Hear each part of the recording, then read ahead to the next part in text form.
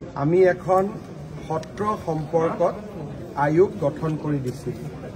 এই আয়োগৰ উদ্দেশ্য আছিল যে সত্ৰৰ কিমান মাটি বেদখলত আছে আৰু এই মাটিসমূহক বেদখলৰ পৰা উদ্ধাৰ কৰাৰ বাবে উপায়সমূহ চৰকাৰক প্ৰতিবেদন হিচাপে পৰামৰ্শ হিচাপে আগবঢ়োৱা।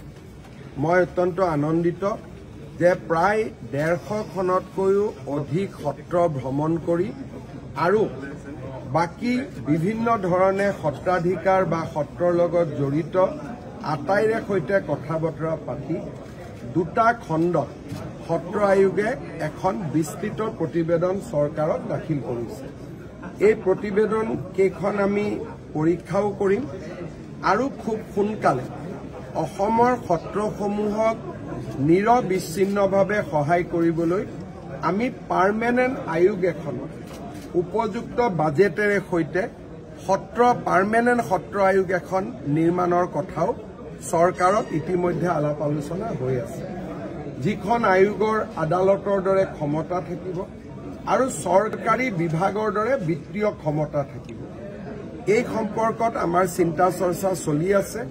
ছেপ্টেম্বৰে হওক বা ফেব্ৰুৱাৰীয়ে হওক আমাৰ এই চৰকাৰখনৰ কাৰ্যকালৰ ভিতৰতে সেই আইনখন আনিবলৈ আমি চেষ্টা কৰি আছো। আজিৰ প্ৰতিবেদনখনে এই ক্ষেত্ৰত আমাক যথেষ্ট সহায় কৰিব। মই সকলোলৈকে ধন্যবাদ আগবঢ়াইছো।